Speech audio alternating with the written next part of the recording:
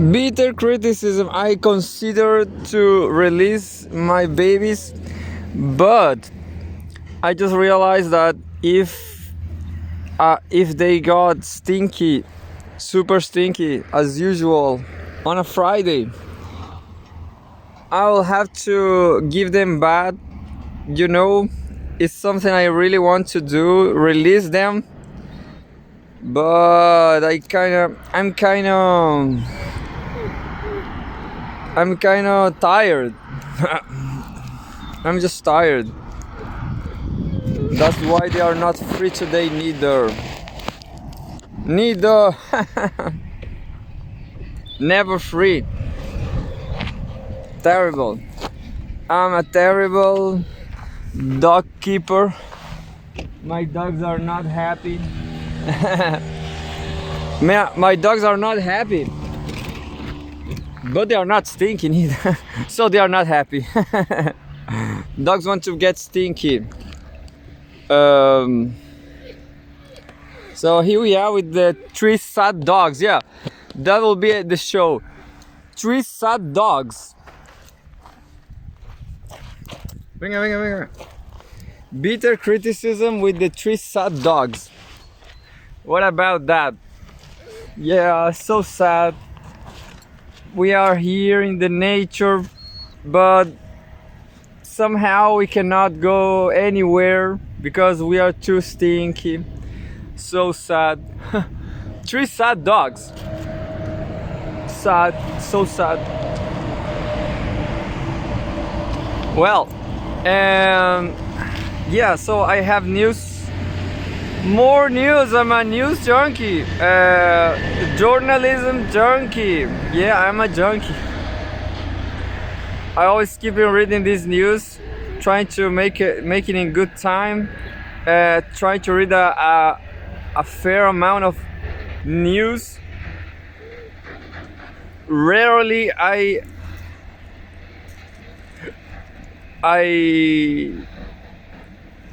forgot the word. I target my goal. For example, right now I'm not sure where the news is. I'm not sure if this is 16. Yeah, it is, because today is 17. But May 16, EU still grants visas to 90% of Russian applicants. Data. So this is from Russia Today. As you can see, it's not a terrorist state. They are talking about EU visas. Russians are just flying away from home, just going away. 90% of Russians applicants still grants visas from EU. So what? Yeah, well, that's the. I mean, I guess that's the message Russia is trying to show to the world, that there's no war. It's just a military operation. That's it. There's no war. 90% of Russian people are going to Russia. May 16, home Russia and former Soviet Union. Shenzhen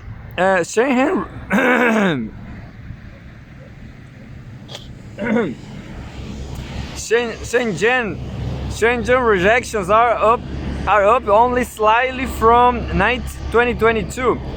New numbers show. Oh, so there's more people. There's even more people taking visas to the Shenzhen area than last year. That's 2 years, which is a lot. I don't know. In 2022, there was a lot of rejections. Look, Shenzhen rejections are up only slightly from 2022. No, I'm not. I'm bad for numbers. I'm sorry. I'm just gonna read the whole thing. File photo. A picture shows a sign of Parif and automated border passport control at Orly Airport. Orly, I don't know where is Orly. Right here in Chile, we have a chocolate Orly. A flavored with fruit flavors. Orly is kind of nice, but there's no cupuaçu. So sad, there's no cupuaçu. Cupuaçu is my favorite fruit in this planet. By this time, 37. Cupuaçu, cupuaçu, where are you?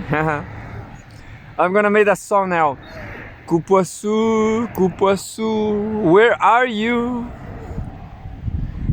So it's kind of sour. It's kind of sour, but they have a sensation of it's not alcohol, but it's kind of perfume. Anyway, Russia remained in the top 5 countries for changing visa applications in 2023, and almost 90% of the requests were approved. The European Commission has revealed the EU Directorate General for Migration and Home Affairs published in its annual report on Wednesday. Tommy.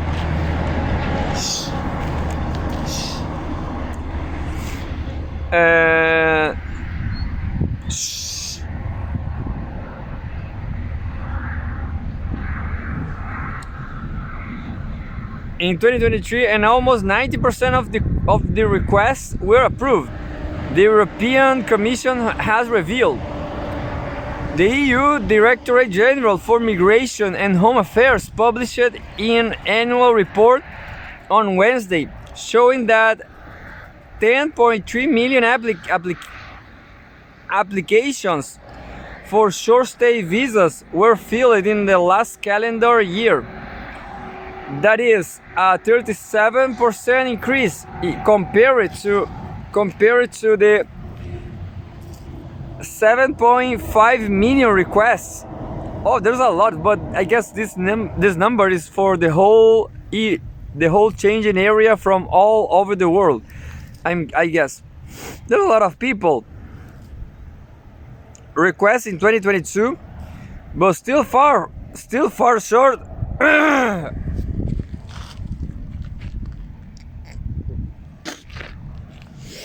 But still far short of the 17 million applications in 2019, prior to the COVID-19 pandemic and the travel restrictions that accompanied it. Russia was ranked second in 2022 with 687,239 requests. Second, well, there's not a lot. No, maybe it is a lot.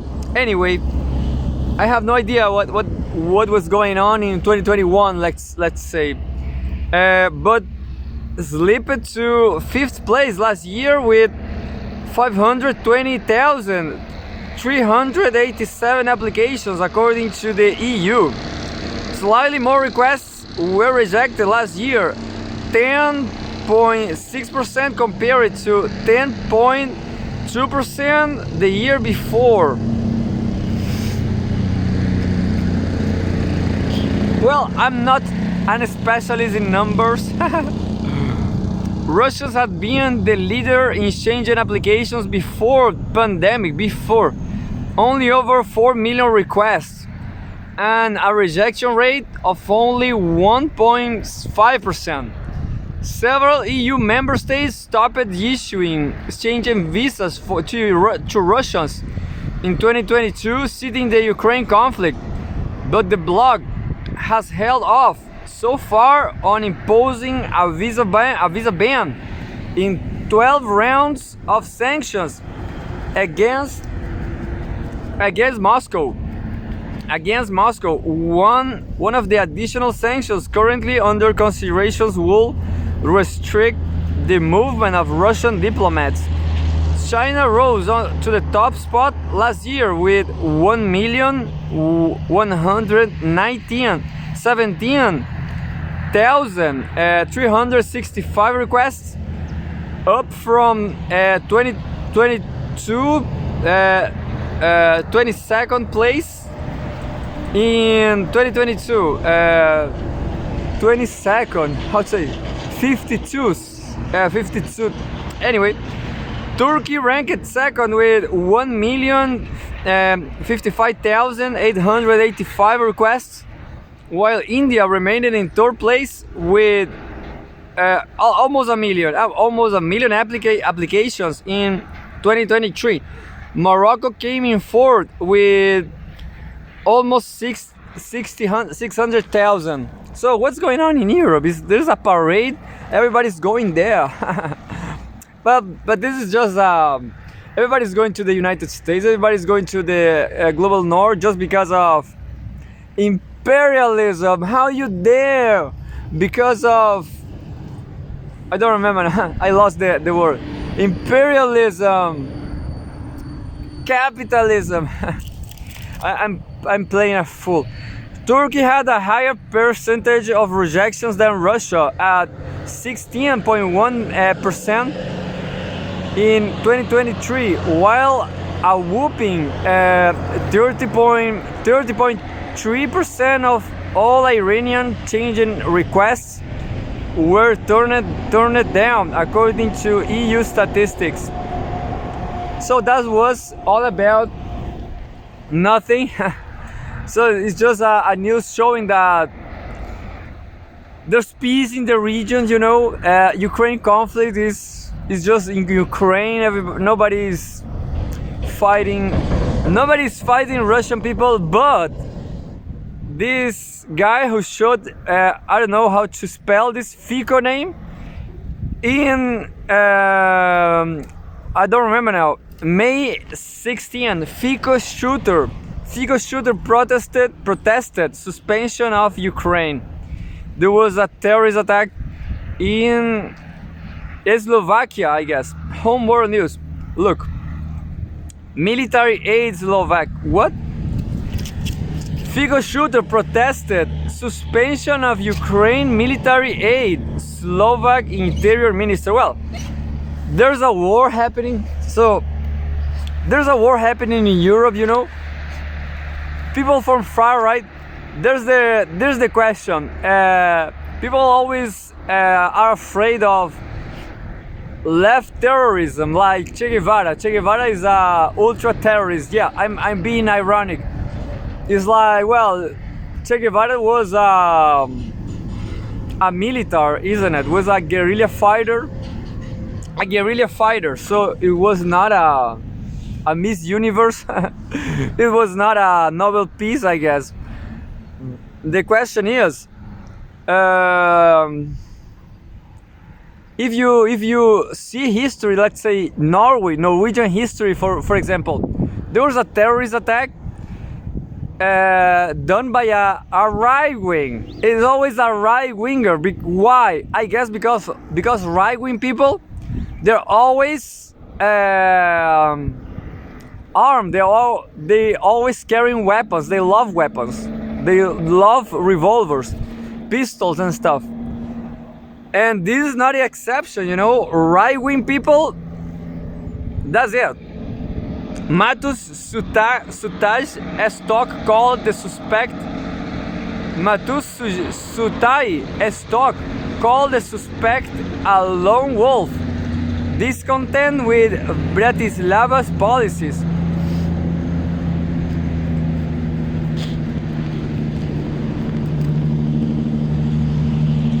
So Slovakia, security personnel carrying Slovakia's Prime Minister Robert Fico. I know his name is not Fico, but something else.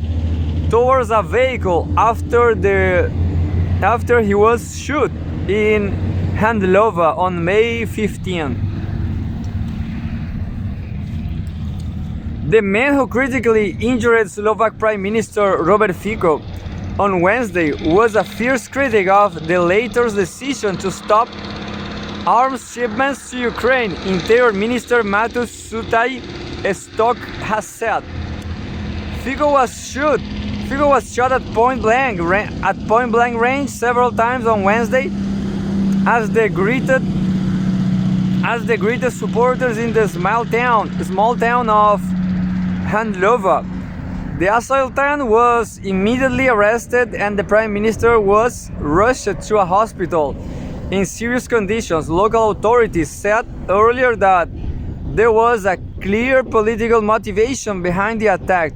Media reports identified the attacker as Jurai Sintula, 71 years old. I just made a comment. This guy was super healthy in the video. I saw the video. This guy looked like a 40s guy. Very well. 71. I'm not supporting him, but he was healthy. He was a healthy man. Maybe he will go away from. Maybe he will stay healthy, because he's already healthy. But who knows? You know, far right. Looks like there will be there will be a war in Europe. You know, because it's just like what happened in World War One, I guess. In World War One, Sarajevo was a Serbian guy who killed someone. I don't remember. But then the war started there. Anyway, guns. Juraj Sintula, 71, said to be the founder of the Slovak Association of Writers and a supporter of the opposition Progressive Slovakia Party. This guy was a right-wing guy. On Thursday, Sutai Stok confirmed earlier media reports that the perpetrator is charged with the premeditated crime of attempted murder and stressed that this was a potentially motivated act.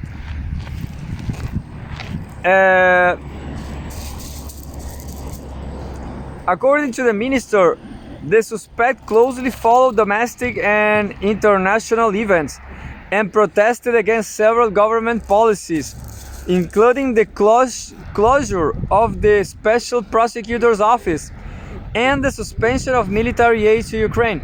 Fico, a critic of the Western stance.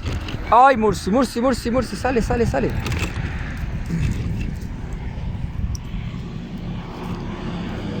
Mursi protesting here. Give us freedom, she said. Freedom. Not freedom for stinky dogs. No. Sunday, Mursi. 2 days. Mursi is getting really upset, really crazy, but Sunday will be a great day for them. So we are facing a World III environment, people. Fico, a critic of the Western stance of the Ukraine conflict, campaigned on a promise to cut arms deliveries to Kiev, which he proceeded to do after taking over as prime minister after the election last autumn. Quote, he stated these reasons why he disagrees with the government policy and why he decided to assassinate the prime minister. Sutai Stok said, describing the attacker as the so-called lone wolf, not linked to any groups. He noted that the suspect's actions were in part accelerated by the recent victory of Peter Pellegrini, and an ally of Fico, in the presidential election. The term of the current president, Zuzana Kaputova, described it as having pro-Western leanings expire next month. Both Pellegrini and Kaputova have denounced the attack, describing it as a threat to democracy. What about that? Democracy. I don't believe in democracy either. You know, sometimes I get really upset with Chilean people, not Chilean, just policy, against all the people, against everything, you know? Everything. So I will not say I support this kind of action, because I have dogs. Look, imagine I do something like that. My dogs will die. My dogs will perish. And that's the reality, guys. That's why I take good care of myself, just to keep these dogs alive. That's it. Biden asserts executive privilege over prosecutor's tapes. I have no idea. I'm just gonna read the headline. The U.S. president has prevented lawmakers from hearing the interview that led him to being called elderly man with a poor memory. I am start to forgetting words before I learn it. I learn them, but I'm just gonna read this news just because of solidarity with this old stupid man. U.S. President Joe Biden speaks at the White House event on Tuesday. This is the photograph.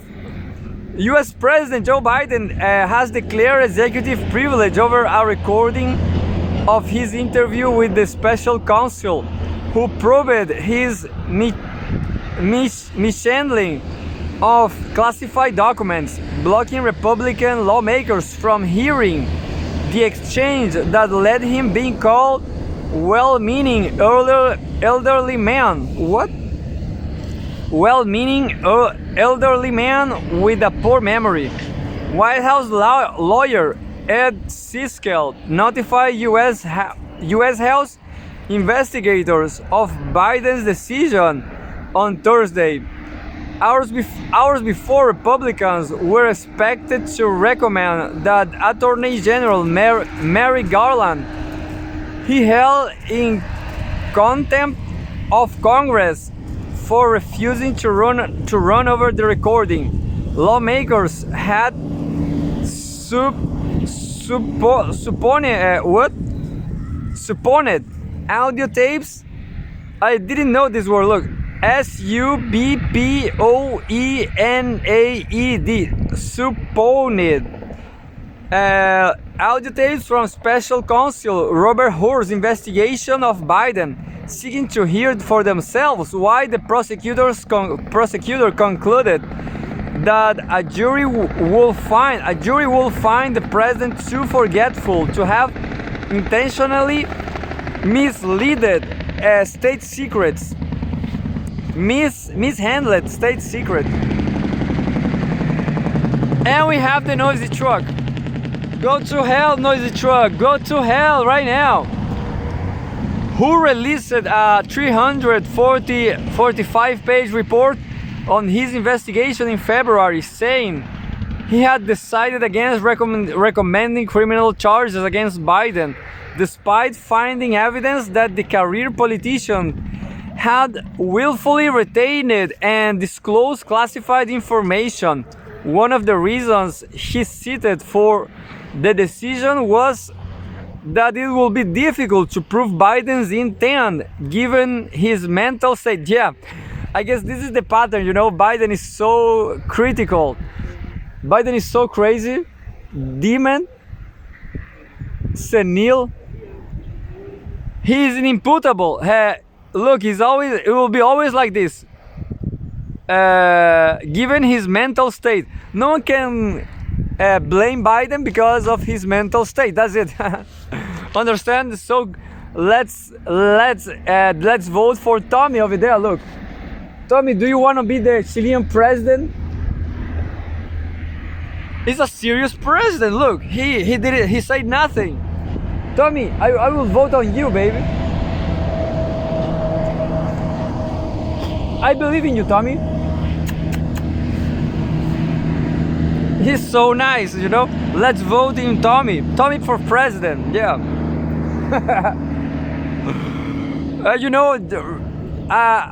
Some time ago I understood why Neron the Caligula, no, this was maybe Caligula, yeah. Caligula named his horse for the Senate, yeah. Why not, the Senate, what a waste of public resources. What a waste of time this the Senate. You know, I'm just gonna keep reading, I guess. No, I just wanna skip this news. I made my point there.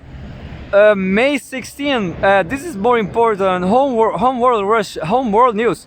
Russia-China ties are model of relations between great powers. Xi Jinping said.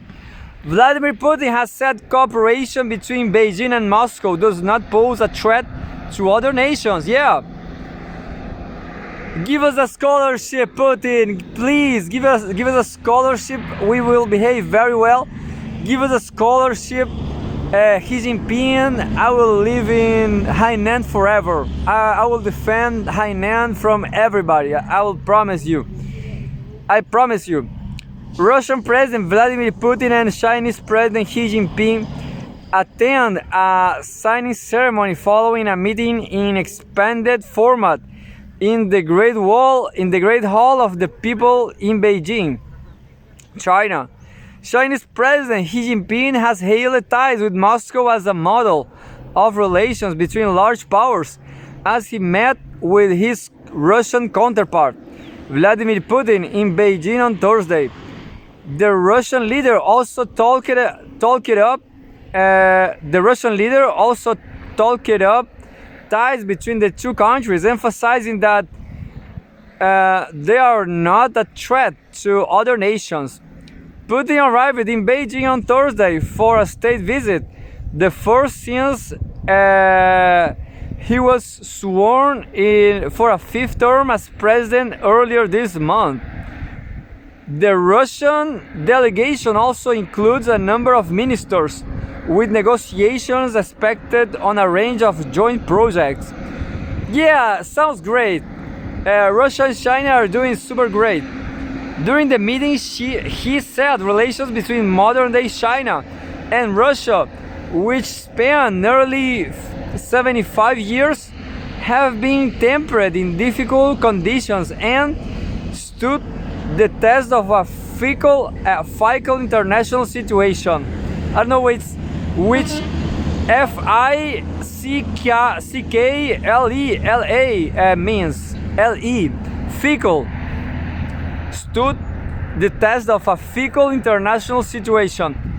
Ties between Beijing and Moscow are a model of relations between large powers and neighboring states, characterized by mutual respect, trust, friendship, and a little of flour of sugar. If you don't have a bread, I will give you a bread. If you don't have sugar,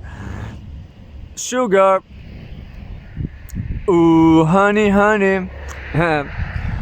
Sorry. Friendship and mutual respect. The Chinese president stated, and why not some love me once in a while? The Chinese president stated, adding that this cooperation is the best interest of the world. Anyway, 90% of Russia-China transactions in national currencies, Putin. That's a lot. Or I mean, it will be 100%. It will be 100% in few moments, in little time. Yeah, I guess I'm gonna consider to go to Moscow. Yeah, to migrate without a scholarship. Listen, the Russian president agreed, saying our cooperation in world affairs is one of the main stabilizing factors on the international stage. China and Russia both defend the principles of fairness and the democratic world order based on the multipolar realities and international law, and not the world order based in lawness, not rules, in fictional rules. Yeah. Anyway, social sciences is super tricky, obscure science. He stressed, adding that relations between the two countries are not aimed against anyone.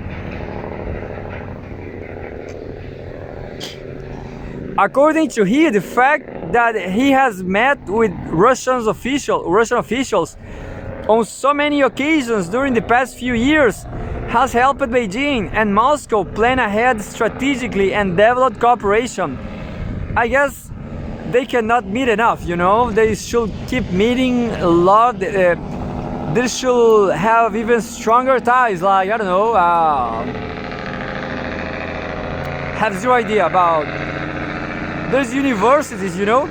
This kind of, there are people, I just read last time that he is trying to take Chinese universities to Serbia or Hungary, something like that. Well, I guess there's a lot of universities, Chinese universities in Russia and Russia universities in China too. And noisy truck. I guess there's no the trucks are not too that noisy over there, you know. There's not that noisy because of wellness. They are rich, you know, and Chileans are poor. That's why the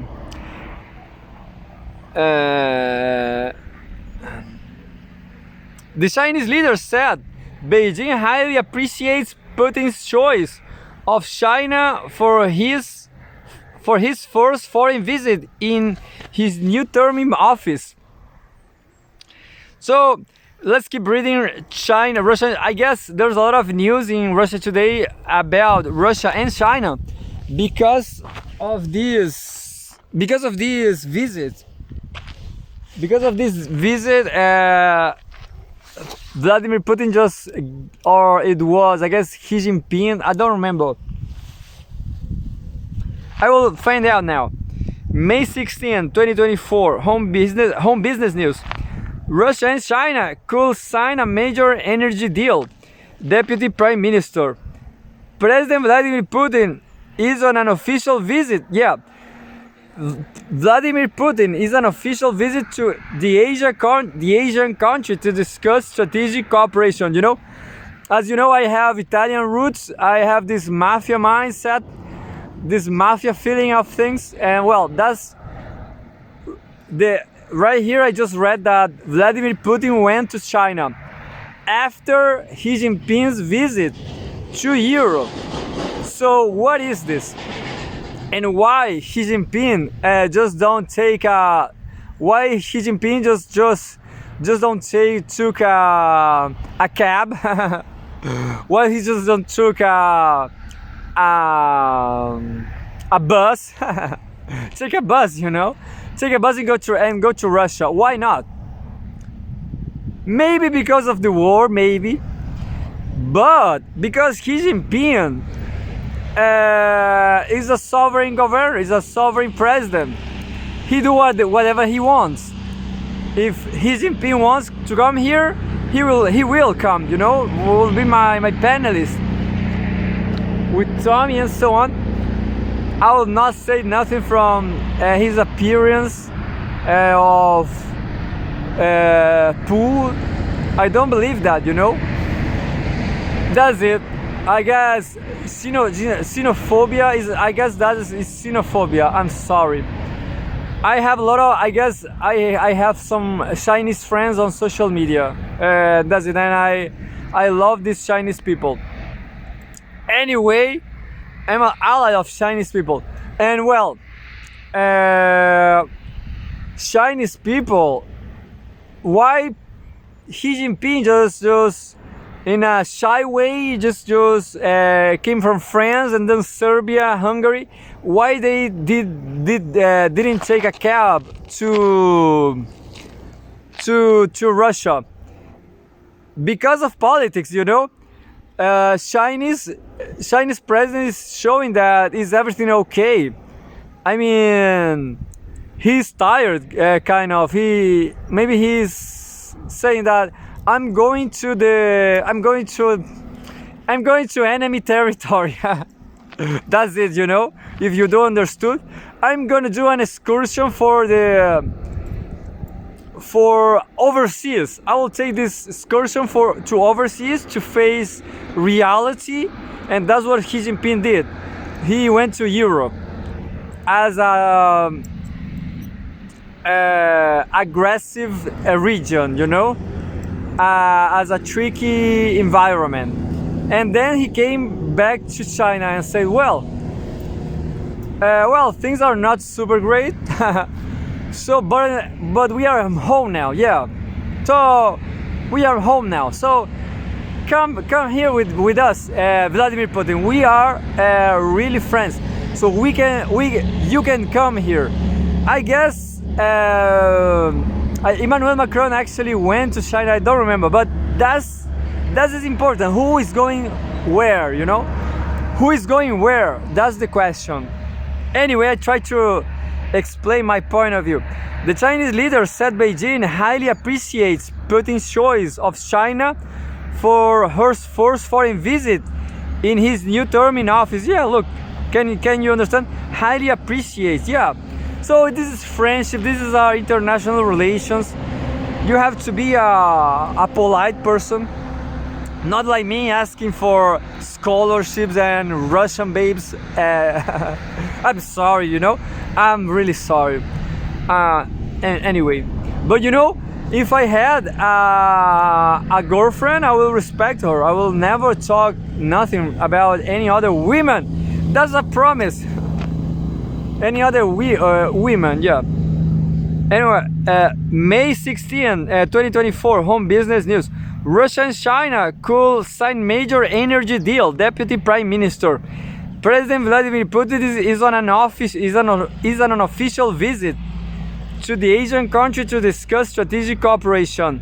Moscow and Beijing could soon sign a contract for the construction of the mega pipeline Power of Siberia 2, which is slated to deliver Russian natural gas to China. Deputy Prime Minister Alexander Novak has said. Yeah, that's all about.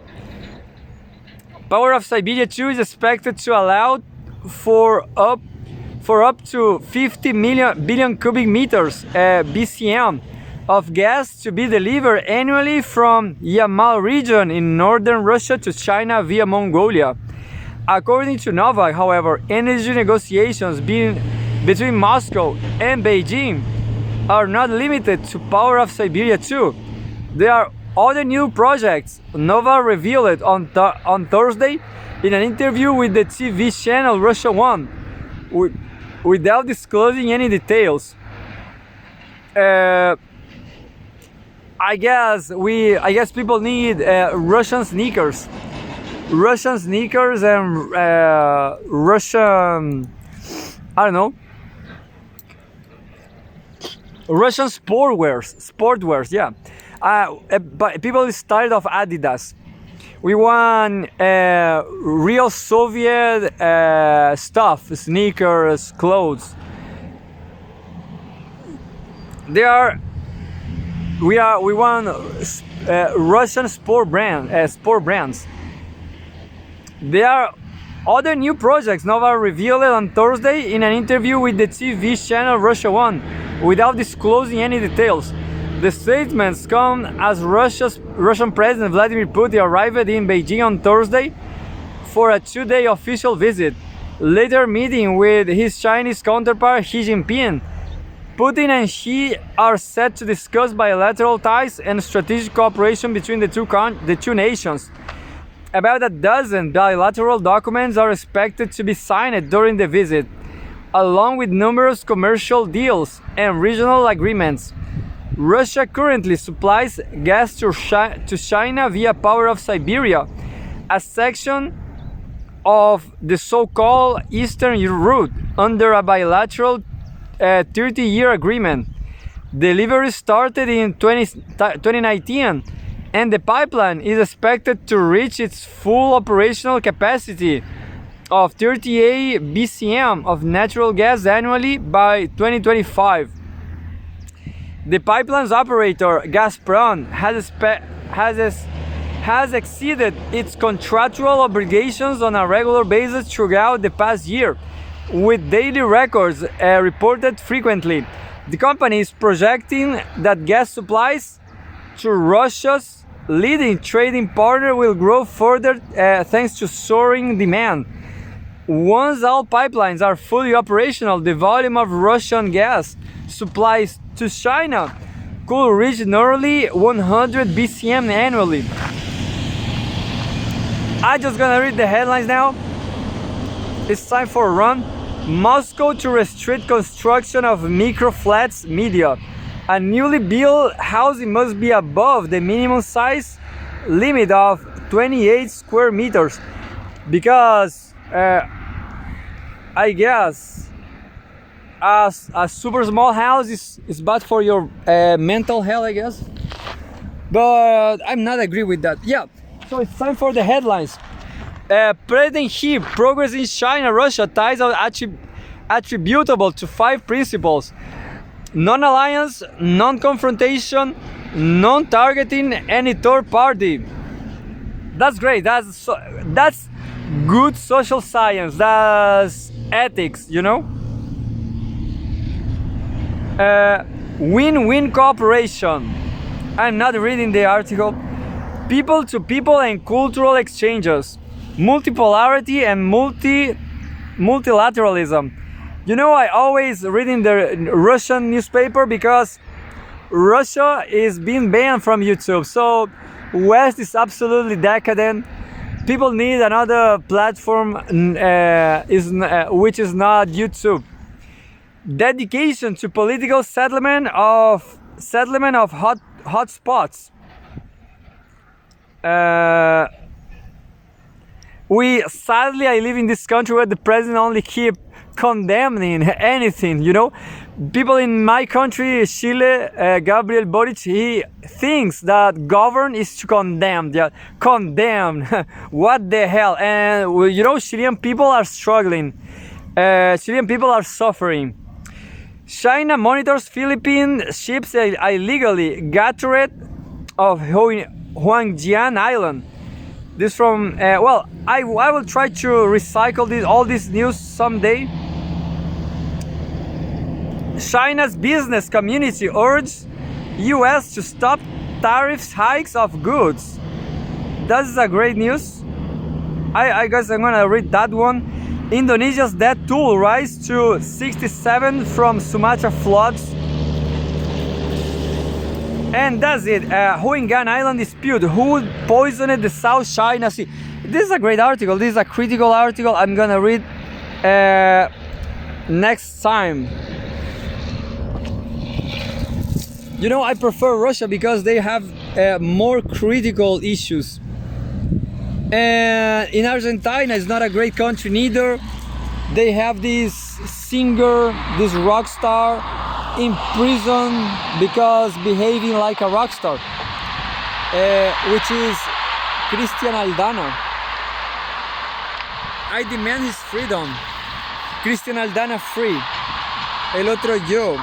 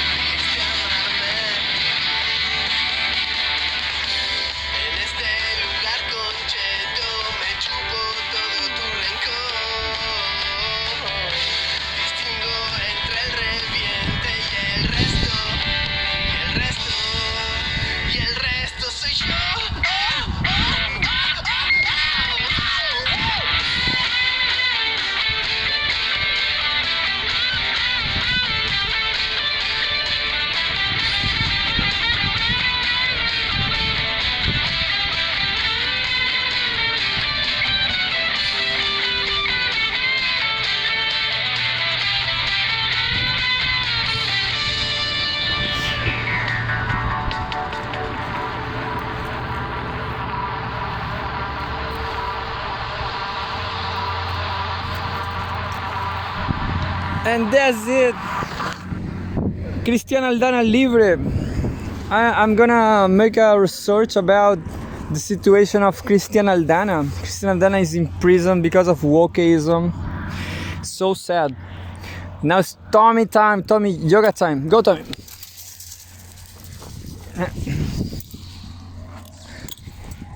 Well, Cristian Aldana is a musician in prison in Argentina forever. So I support his freedom. I guess he is innocent because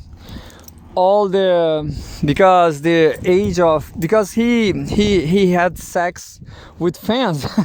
That's unbelievable to explain that. Rock stars, they're always having sex with fans. What happened in Argentina? I imagine if I was a rock star, wanting to have sex with my fans, and ended up in prison in Argentina. What a terrible country.